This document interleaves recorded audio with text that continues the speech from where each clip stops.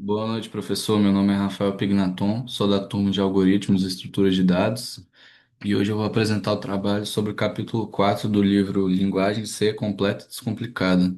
Agora eu vou compartilhar minha tela para que o senhor consiga ver os slides da apresentação.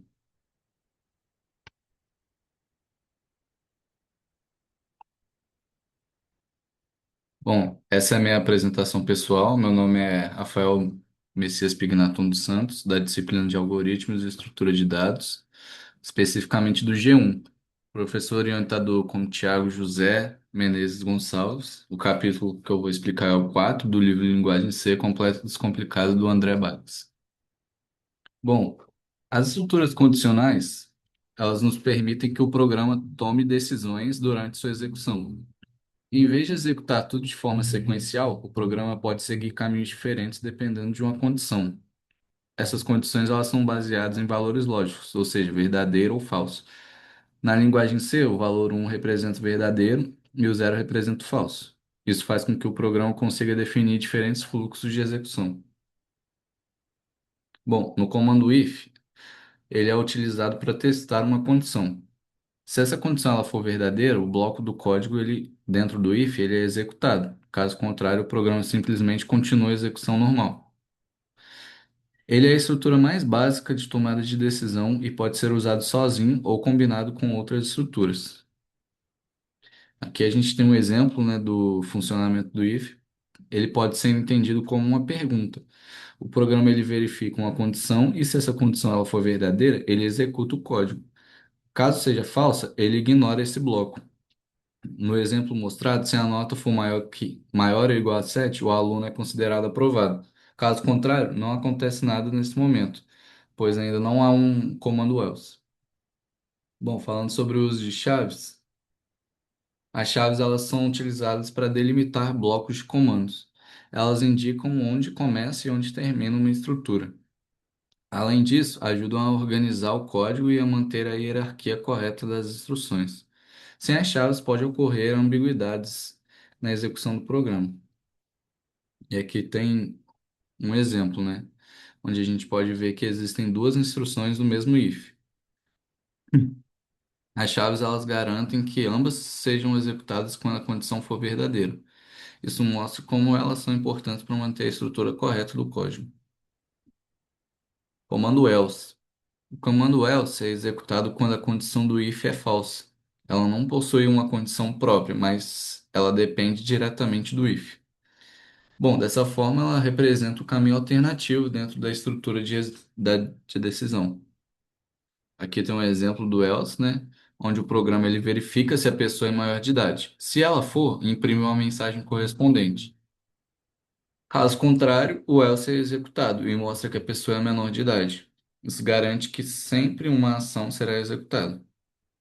Falando agora um pouco sobre alinhamento de if, o alinhamento de if ocorre quando colocamos um if dentro de outro.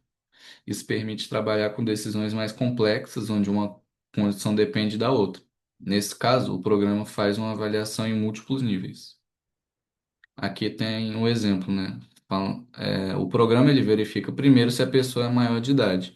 Aí, se ela for, ele verifica uma segunda condição, que é se a pessoa possui a carteira sem negar. E se ambas foram verdadeiras, a ação final é executada. Isso mostra como uma decisão pode depender da outra. Aí, falando sobre o operador ternário, ele é uma forma simplificada do if-else. Ele avalia uma condição e retorna um valor dependendo do resultado. Ele é bastante útil para situações simples, onde a gente quer escrever o código de forma mais compacta e enxuta, né? E aí a gente tem o exemplo. O operador ternário ele verifica se a idade é maior ou igual a 18. Aí, se for verdadeiro, ele imprime maior de idade. Caso contrário, ele imprime menor de idade. Tudo isso com uma única linha de código. Bom, falando sobre o comando switch, ele é utilizado quando temos múltiplas opções baseadas no valor de uma variável.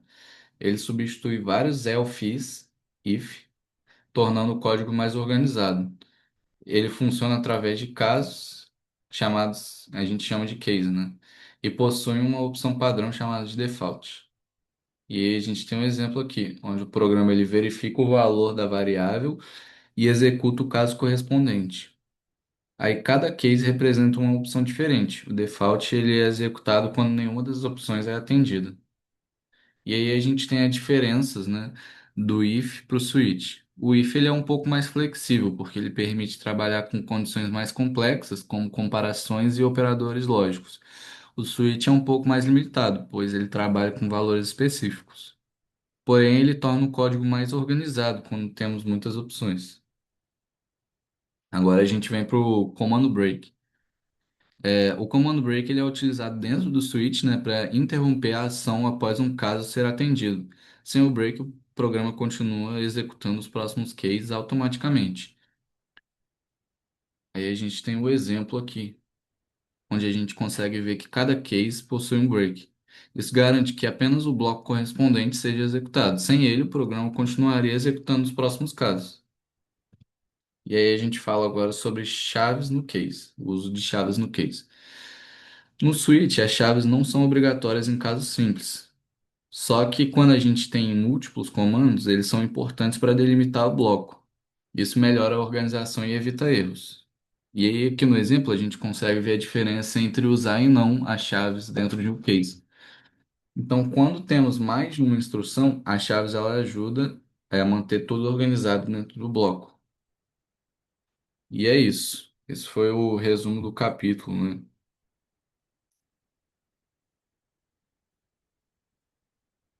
E agora eu vou apresentar a resolução dos exercícios.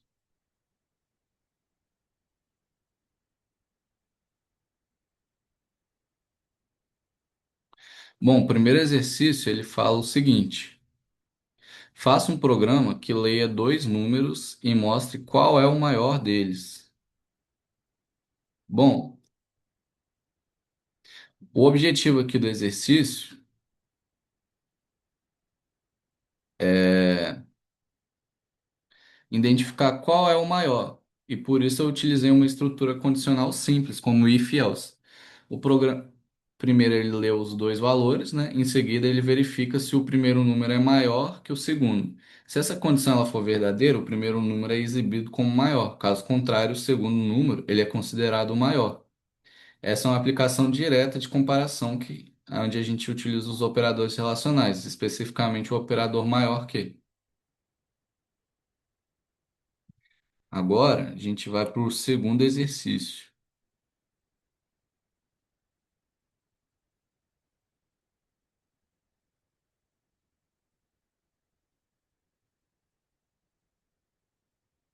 Espera aí que eu já vou colocar.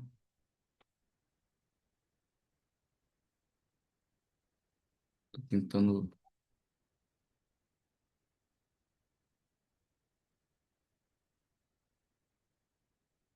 Bom, o segundo exercício ele fala assim: faça um programa que leia dois números e mostre o maior deles.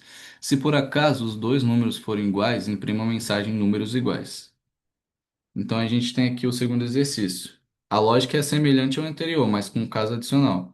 Além de identificar o maior número, o programa também precisa verificar se os dois valores são iguais. Por isso que eu utilizei uma estrutura if, else if e else.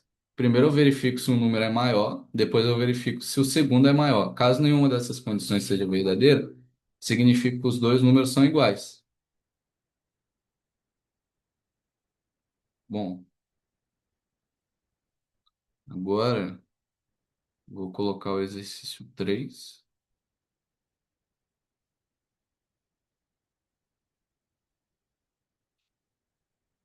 O exercício 3 ele fala o seguinte: faça um programa que leia um número inteiro e verifique se esse número é par ou ímpar.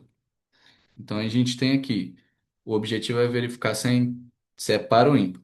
Por isso eu utilizei o operador módulo, representado pelo símbolo de porcentagem. Esse operador ele retorna o resto da divisão. Então se o número dividido por 2 tiver resto zero, ele é par. Caso ao contrário, ele é ímpar. Então a decisão é feita com base na estrutura if-else baseada nesse resultado. Agora a gente vai pro exercício 4.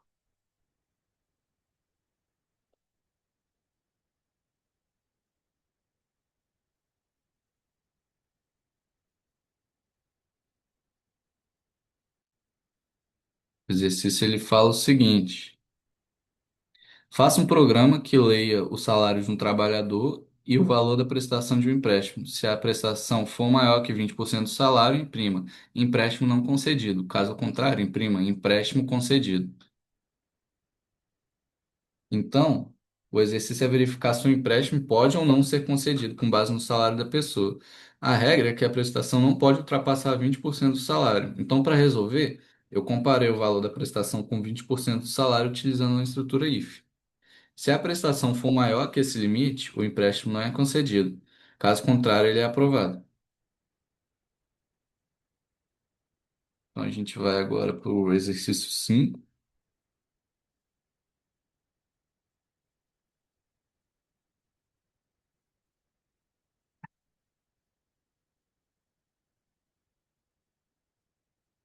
O exercício cinco ele fala o seguinte: faça um programa que leia um número e, caso ele seja positivo, calcule e mostre o número digitado ao quadrado e a raiz quadrada do número digitado. Bom, nesse exercício, o programa ele verifica se é positivo e aí, se ele for, ele calcula o quadrado e a raiz quadrada do número. Por isso que eu utilizei uma estrutura if, que verifica se o número é maior que zero, e aí, se a condição for verdadeira, eu realizo os cálculos. Caso contrário, eu apenas informo que o número ele não é positivo.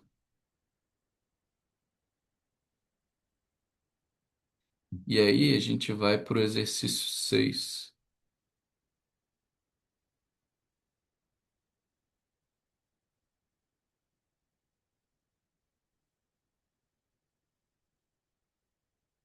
O exercício 6 ele pede um programa que receba a altura e o sexo de uma pessoa e calcule e mostre seu peso ideal, utilizando as seguintes fórmulas, em que H corresponde à altura. Então, para homens, fica 72,7 vezes a altura, menos 58. E as mulheres, 62,1 vezes H, a altura, menos 44,7.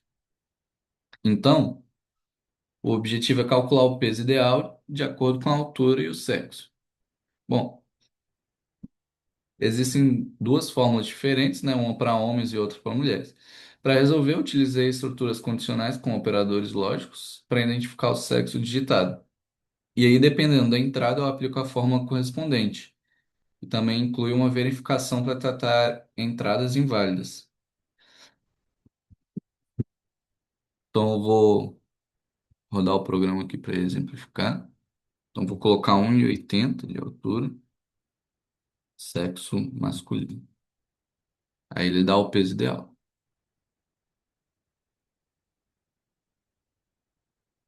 Vamos para o próximo exercício, que é o exercício 7.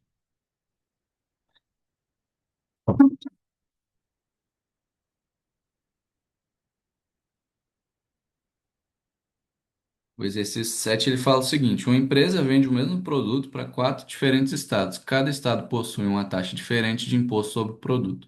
Faça um programa em que o usuário entre com o valor e o estado de destino do produto e o programa retorne o preço final do produto acrescido do imposto do estado em que ele será vendido.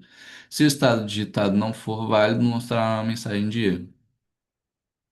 Então, nesse exercício aqui, cada estado possui uma taxa de imposto diferente. Então, para resolver, eu utilizei uma estrutura com um if, com comparação de strings, utilizando uma função.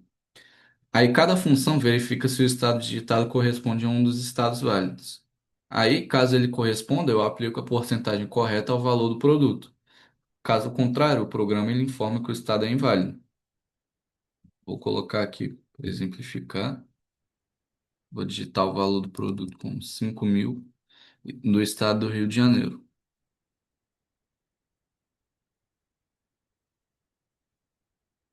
Agora a gente vai para o exercício 8.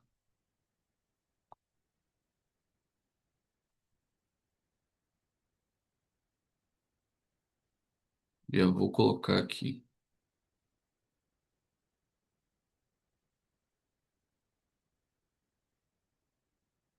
O exercício número oito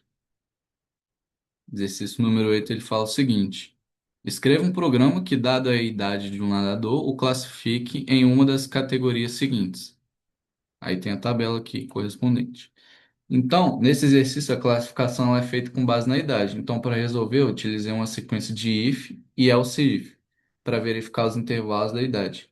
Aí, cada intervalo corresponde a uma categoria específica.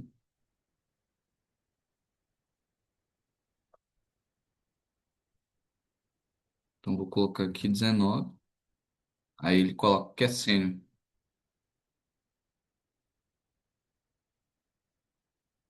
Agora, a gente vai para o exercício número 9.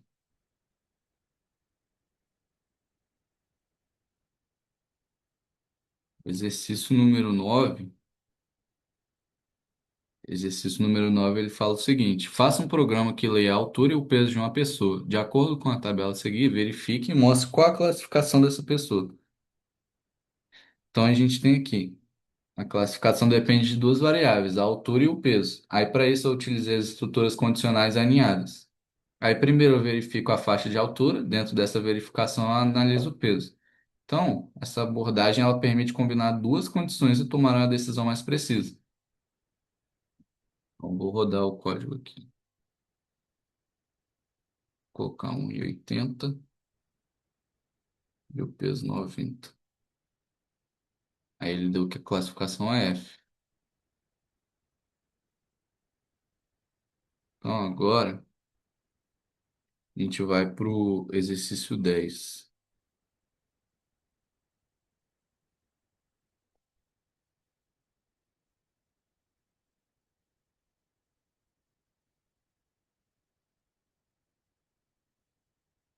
Exercício 10 ele fala o seguinte: faça um programa que leia três números inteiros positivos e efetue o cálculo de uma das seguintes médias de acordo com o valor numérico digitado pelo usuário e mostrado na tabela a seguir.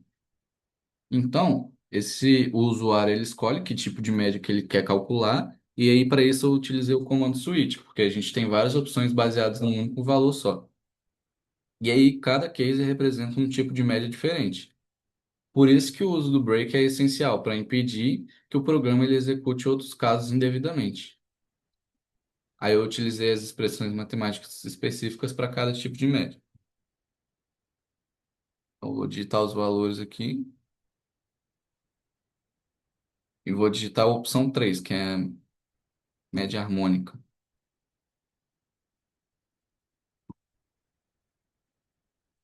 Agora a gente vai para o exercício número 11.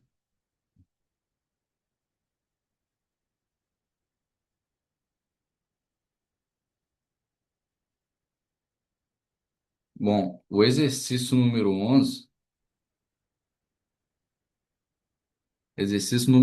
nos fala assim: faça um programa que informe o mês de acordo com o número digitado pelo usuário. Então, um exemplo, a entrada é 4, a saída vai ser o mês de abril.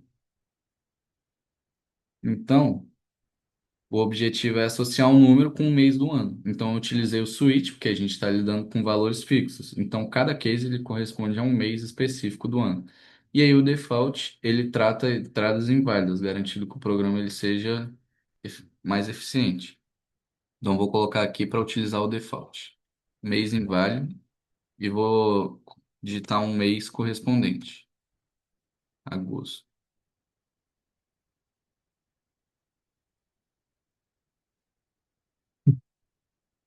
Agora a gente vai para a questão 12.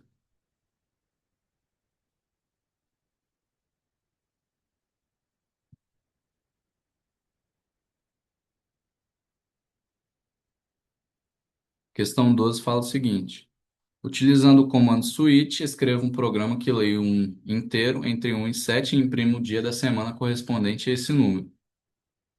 Então a gente tem aqui.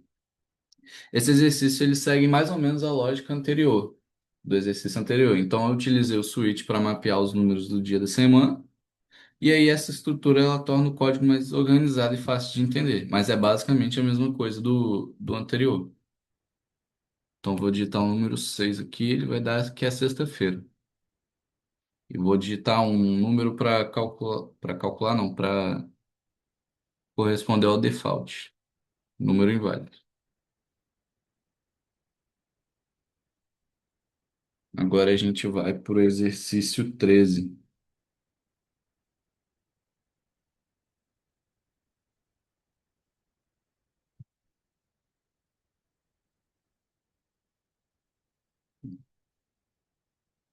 O exercício 13 ele fala assim: faça um programa que mostre ao usuário um menu com quatro opções de operações matemáticas, as básicas, por exemplo.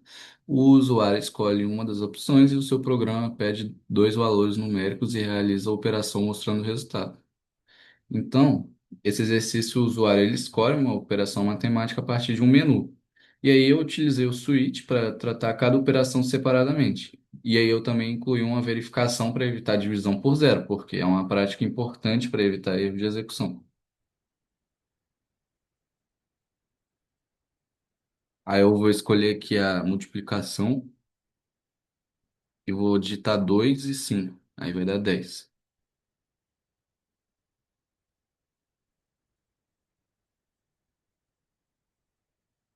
Agora a gente vai para o exercício 14.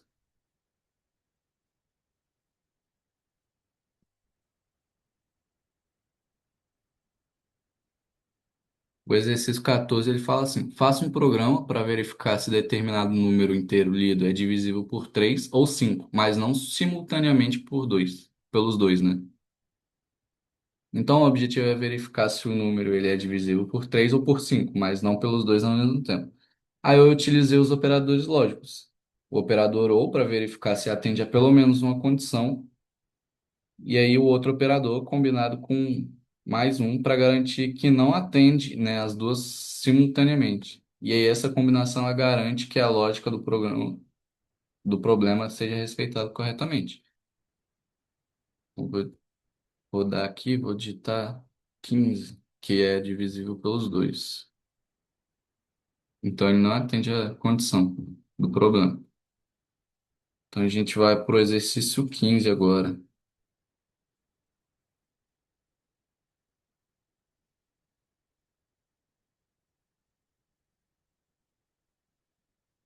O último exercício, 15. Ele pede um programa que leia os coeficientes da equação do segundo grau. E aí ele quer que calcule e mostre as raízes da equação. E aí ele dá as fórmulas, né, para calcular as raízes. E aí ele coloca as observações aqui embaixo. Se delta é negativo, não existe real. Não existe raiz, né? Então, se o delta é zero, só existe uma raiz. E se o delta é positivo, ele tem duas raízes. E aí, o programa ele pede para resolver, né, a equação do segundo grau. E aí eu primeiro verifico se o expoente não, se o coeficiente de A é diferente de zero, pois aí isso define se a equação é válida. E aí em seguida eu calculo o delta, né, que determina o tipo de solução. E aí dependendo do valor do delta, o programa ele segue três caminhos diferentes. Se ele for negativo, não existe raiz real. Se for zero, existe uma única raiz. E se for positivo, existem duas raízes reais. Aí eu vou digitar um exemplo qualquer aqui. E aí não existe raiz real. E aí é isso. Os exercícios estão aí resolvidos. E eu queria agradecer ao professor pela atenção. Desejar uma boa noite.